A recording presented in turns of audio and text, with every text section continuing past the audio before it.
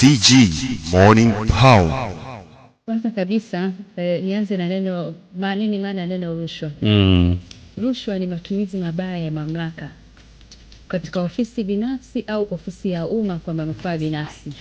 Inapotokea kuna matumizi mabaya ya mamlaka mtu alionayo, vitendo vya rushwa vinajitokeza. Lakini pia rushwa imetafsiriwa kama ni kitu chochote chenye thamani anachopewa mtu au anachoweza kuahidiwa mtu kwa lengo la kupindisha utaratibu uliowekwa ili kumnyima mtu mwingine haki. Kwa hiyo hapa vitendo vya rushwa vinajitokeza pale ambapo mtu mwenye mamlaka katika utekelezaji wa sera hii, iwe ni viongozi katika kwa upande wa elimu au kule mashuleni wanaotekeleza programu hii. Sasa tukija kwenye ujenzi wa majengo, kwa sababu ni lazima wataongeza majengo. Mfano katika mwaka 2028 kwamba kutakuwa kuna wanafunzi waliomaliza darasa la 6, kutakuwa kuna wanafunzi waliomaliza darasa la 7. Kwa hiyo sasa hapa mwanya wa rushwa unajitokeza kwamba kuna idadi kubwa ya wanafunzi watakaohitaji kuingia form 1. Sasa wataenda kwenye shule zipi? Ndio pale sasa wazazi wanakimbizana, mimi natamani mtoto wangu asome shule fulani, mimi natamani mtoto wangu afanye hivi, au aende kwenye masomo ya amali, aende kwenye masomo ya kawaida. Sasa ukikutana na viongozi au mtekelezaji wa sera hii ambaye hana maadili mema, sasa hapo ndio mwanya wa rushwa unajitokeza. Kwetu sisi TAKUKURU tunachoishauri serikali, tunaposhauri watekelezaji wa sera hii, kuanzia kwenye ujenzi wa shule wafuate taratibu za majenzi kwa mujibu wa sheria ya manunuzi, kwa mujibu wa sheria inavyotaka majengo ya serikali yajengweje, na yafuate ule ubora wa aina gani. Tukifuata sheria, kanuni na taratibu zilizowekwa, hakutajitokeza mianya ya rushwa. Lakini sasa pale anapojitokeza mtu ameshaona kuna 10% somewhere kwamba tumeletewa milioni 500 kwenye kujenga shule mpya.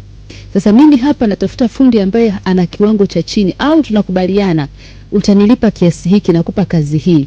Hapo ndio mwanya wa rushwa unapoanza kujitokeza. Lakini pia kwenye manunuzi ya vifaa vile vitakavyotumika kule mashuleni, kwenye hii mfano hii elimu ya amali, kukijitokeza viongozi ambao hawana maadili mema, mwanya wa rushwa hapo utajitokeza. Tumekubaliana bado tuna vifaa vya michezo, kama mfano huku Urambo ambako kuna hii shule ya michezo, wanatakiwa kuna vifaa vya michezo, lakini hawanunui vile vinavyotakiwa kwa specification za serikali.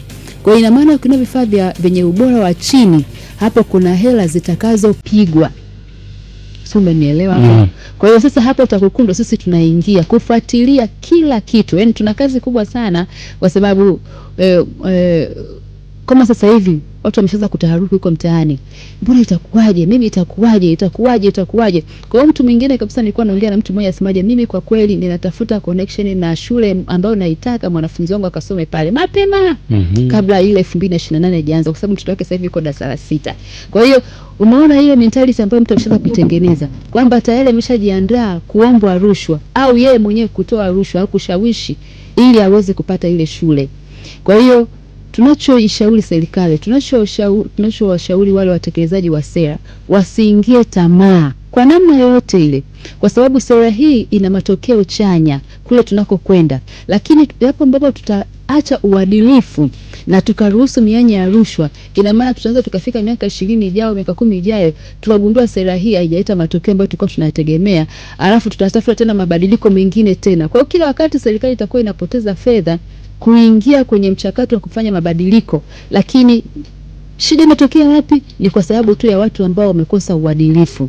Kwa hiyo sisi TAKUKURU tunaangalia kuanzia kwenye ujenzi wa majengo, kwenye manunuzi ya vifaa, kwenye ajira za walimu, kwenye kuhamisha walimu au kwenye kuhamisha watoto kutoka shule moja kwenda shule nyingine, lakini kwenye utoaji wa takwimu za namna ya utekelezaji wa haya mabadiliko, lakini pia kwenye upelekaji wa fedha mashuleni.